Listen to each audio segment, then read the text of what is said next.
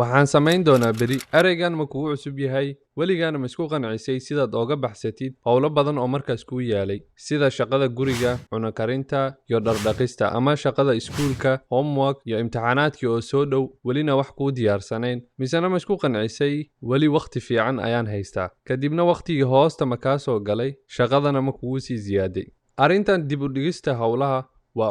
cudur markaa ku leeyahay cudurka oo xanuunka ama aha laakiin waa waxaan wanaagsanayn luqadda Englishkana waxaa loogu yeeraa procrastination dhibaatada dib u dhigista howlaha muhiimka hadday ku haysato keligaa ma tihid cilmi baaris uu sameeyey professor dhiga psychology-ga wuxuu ku soo ogaaday 20% dadka degan Mareykanka inay haysato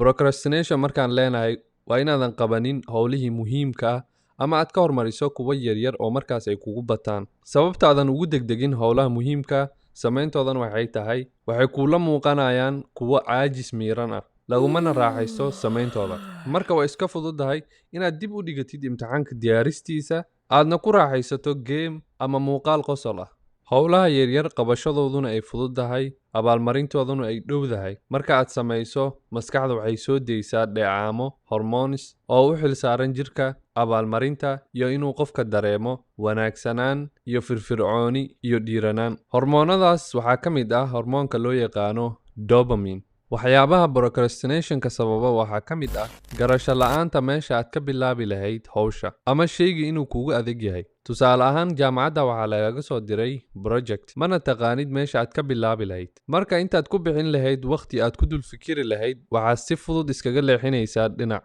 waxyaabaha procrastinationka sababa waxaa kaloo ka mid ah inaadan dareen u haynin oo aadna iska dhaadhicisid marka dareenkaygu isku aadan yahay oo aan firfircoonahay ayaan samayn doonaa taasna waxay sababaysaa inuu waqtigu kugu dheeraado ee hawshiina ay sidaas kugu badato waxaa kaloo sababa in hawsha ay kula fududahay sidaas darteedana aad yastid samaynteeda dib aad iskaga leexisid tusaale ahaan waxaad rabtaa inaad cidyaha iska jartid waa hawl aad u fudud marka waxaad is leedahay xoogaha aan iska daawada YouTube-ka kadib ayaan iska jari doonaa ilowshiyahana waa ka qayb waxyaabaha sababa procrastinationka tusaale ahaan cidiyihii aad oga tagtay inay fudud yihiin waad ilaabaysaa kadib waxaa laga yaabaa in maalmo dhan ay kugu yaalaan intaana u gudagelin qodobada looga baxo procrastinationka aan ku bilaabo orahdan uu yiri Bill Watterson wuxuu leeyahay a day can really slip by when you're desperately avoiding what you're supposed to do oo la micnaa maalintii waxay kaaga siiban kartaa si fudud ama ay kaaga bixi kartaa marka aad ka warwareeganaysid wixii lagaaga baahnaa inaad samaysid maalintaada kuma buuxsamayso ama kuma dhadhamayso haddii aadan samaynin wixii loo baahnaa inaad samayso waxaad dareemaysaa inay wax kaa maqan yihiin si aad u burburisid dabeecadda dib u dhigista howlaha waxaad samayn kartaa dhowrkan waxyaabood kow to-do list inaad samaysatid yacni howlihii aad maanta samayn lahayd inaad meel ku qortid sida inaad buug ku qoratid ama notebookga mobilka ama meel aad ka arki karto sida derbiga inaad ku dhegsatid waxyaabaha wakhtigu u baahan sida ballamahana wakhtigooda inaad ku dul qortid howlaha aad maanta samayn lahayd qoridooda waxay ka caawinaysaa inaadan ilaabin shayada ugu muhiimsanaa ee maalinkaas aad samayn lahayd qodobka labaad tallaabo yar qaad howl walboo la qabto waxaa ugu adag bilowga haddii ay ku taallo howl adag waxaad samayn kartaa inaad kala goyso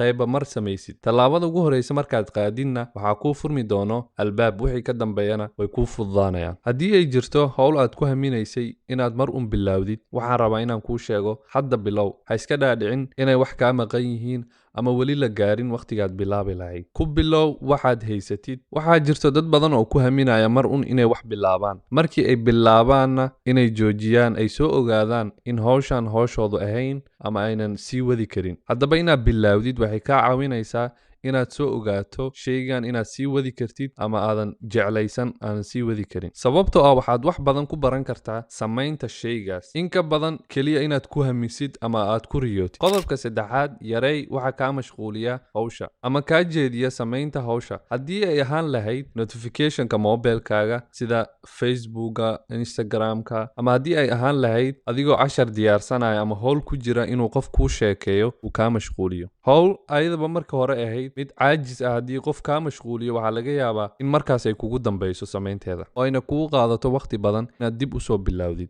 qodobka afaraad bareeq qaado ama naso dadka inta badan ma arkaan faa'iidada ay leedahay